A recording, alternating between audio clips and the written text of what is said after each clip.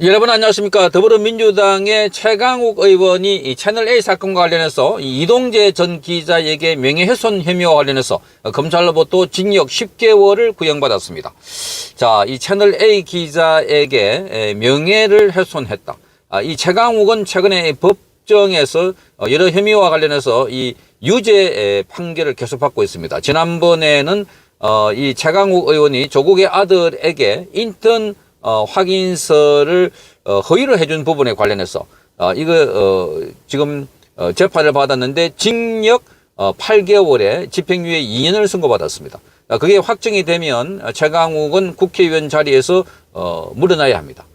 그러니까 실형을 받게 되면 국회의원을 그만두게 되는데 그거 지금 1심을 마치고 2심 진행되고 있는 상황이고, 여기서도 지금 채널A 기자 이동재 기자의 명예훼손 관련해서 징역 10월을 구형받았습니다.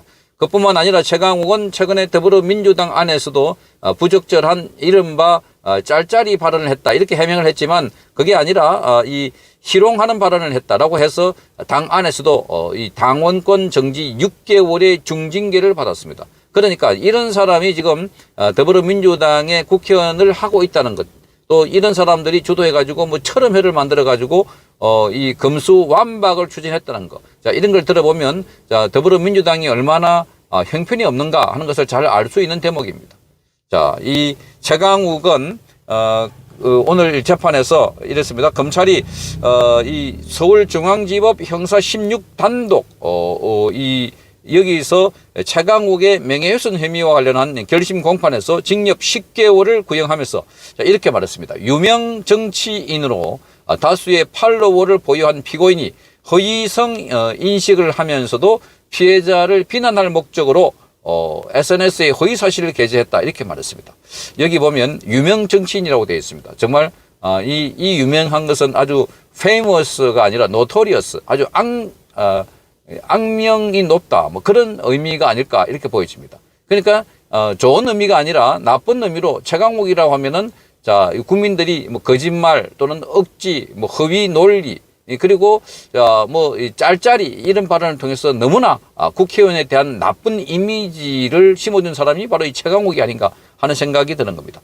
자, 그러면서도 이 허위성을 인식하고서도 비난할 목적으로 이렇게 SNS에서 허위글을 작성했다 하니까, 자, 이런 사람들이 대한민국 국회의원 또 그리고 뭐 청와대에서 그 공직기강 비서관이었다고 하니까 정말 기가 찰 노릇이 아닐 수 없습니다.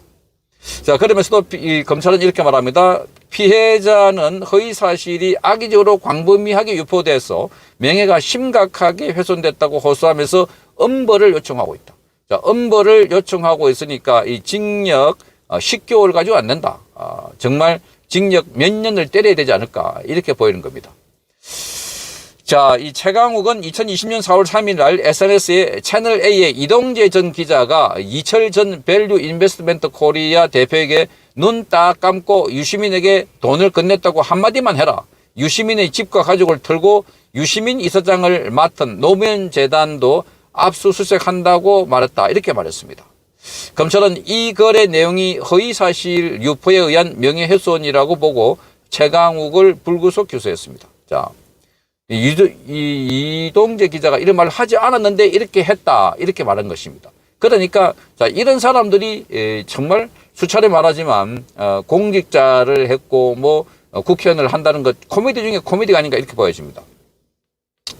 최강욱 측은 실제 제보받은 내용에 근거한 것이다 이렇게 말하고 있습니다. 제보받은 내용에 근거한 것이다.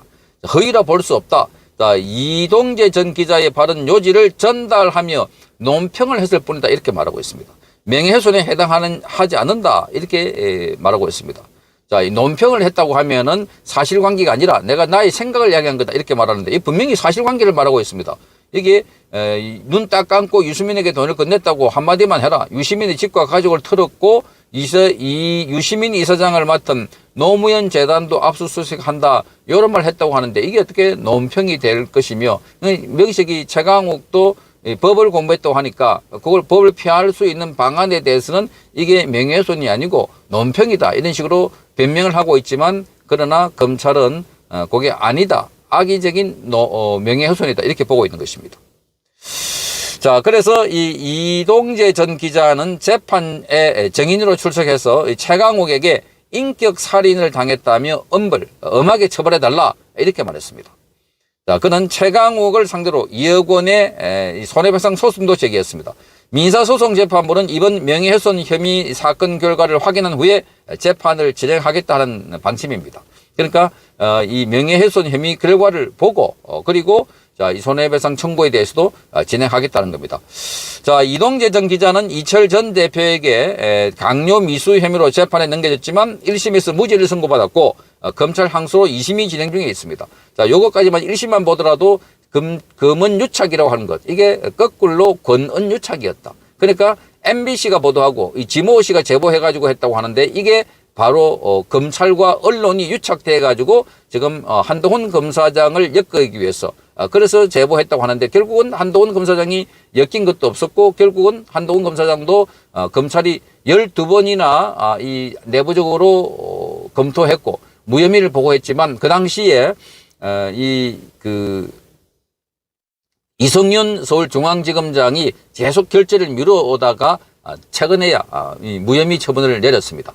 그리고 이제 한동훈 검사장은 법무부 장관이 됐던 것입니다. 그 이동재 기자도 법정에 가서 무혐의로 풀려나갔고 이러니까 자 이들이 공작에 얼마나 능한가 하는 것을 잘 알 수 있는 대목들입니다. 그런데 대한민국은 지금 이 공작 세력들, 거짓 세력들, 위선 세력들에게 속아 넘어가고 있다. 그 핵심이 문재인이고 그 주변에 있는 사람들이 지금 더불어민주당에 이런 세력들이 쫙 퍼져 있는데 아직도 우리 국민들은 정신을 못 차리고 있다.